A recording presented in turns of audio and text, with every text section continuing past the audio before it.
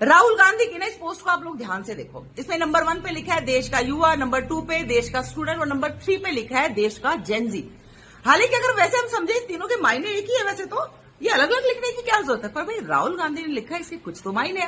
क्योंकि वैसे अगर हम देखें तो जो देश का युवा है वो स्टूडेंट है, और एक जैसे कहते हैं यंग जनरेशन के लिए स्लैंग यूज किया जाता है जेनजी। वो अलग बात है कि जेएनयू में पढ़ने वाले 40-40 साल के आदमी भी ना स्टूडेंट भी है और युवा भी है। खैर छोड़ो। अब नीचे राहुल गांधी लिखते हैं कि ना भारत के लोकतंत्र को बचाने के लिए और वोट चोरी को बचाने के, हालांकि ये इनकी पर्सनल समस्या है, लेकिन फिर भी कि मेरा फुल सपोर्ट है आपको। इट मीन्स आपको जो करना है आप करो, मैं पूरा आपके साथ खड़ा हूं। अब देखो इन तीनों शब्दों को अगर सीक्वेंस को आप समझे तो आप एक चीज समझिए, जब श्रीलंका में सरकार का तख्ता पलट किया गया तो उन लोगों के साथ क्या शब्द इस्तेमाल करते थे, वो था श्रीलंका के युवा। बांग्लादेश में जब शेख हसीना की सरकार गिराएगी, उनका तख्ता पलट किया गया तो हेडलाइंस बनती थी कि देश का स्टूडेंट।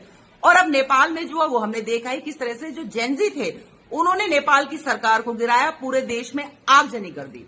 तो राहुल गांधी का इशारा किधर है, अब आप ये लोग समझ ही रहे होंगे। और यही वजह है कि जितने भी इनके चमचे चाटुकार इंडी बिंडी के नेता डायरेक्ट और इनडायरेक्ट तौर पर ना ये कहते हुए नजर आ रहे थे कि अब भारत तुम भी तैयार हो जाओ, भारत का जो युवा है वो अब हमारे देश में भी ऐसे ही करेगा। और अब बात ये खड़ी होती है कि भाई राहुल गांधी को आइडिया पहले क्यों नहीं आया, क्योंकि जब श्रीलंका के जो युवा है और बांग्लादेश के जो स्टूडेंट है उन्होंने भी तो ये हरकत की थी, इनको नेपाल के जेनजी के अपने देश में आगजनी और दंगे भड़काने के बाद ये आइडिया क्यों आया।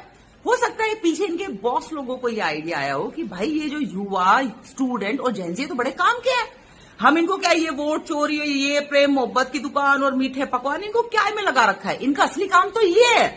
यही वजह है कि राहुल गांधी के जो बॉस है, मतलब राहुल गांधी या चमचों के बॉस है तो उनके भी तो बॉस है ना पीछे हुए अमेरिका में बैठे हुए हैं, तो उन्होंने उनको ये आइडिया दिया कि भाई देश का जो युवा है उसका असली इस्तेमाल तो ये है, तो क्यों ना लगा दो इनके काम पे। मैं ये कहना चाहती हूँ राहुल गांधी जी आपको, आपके चमचों को और आपके जो पीछे बॉस लोग बैठे ना उनको, कि पहले ना आप अपने दिमाग से वहम निकाल दो।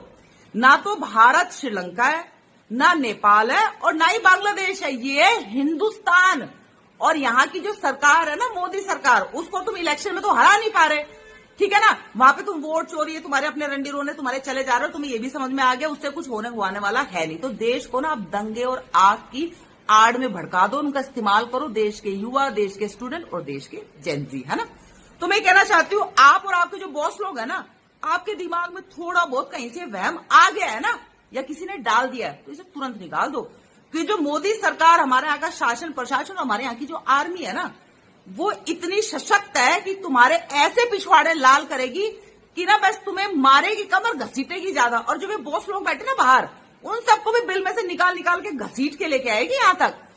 और हाँ, इतना पता होने के बाद भी कि हमारे देश की सरकार में बैठा कौन है, तो अगर तुम्हारे मन में जो वहम है वो कुलमुला रहा है, तुम्हारा जी मचला रहा है, उल्टी सी आने को हो रहा है, बीपी ऊपर नीचे हो रहा है और तुम्हारा मन कर रहा नहीं ये तो हम करेंगे, तो ऐसा है एक बार करके देख लो।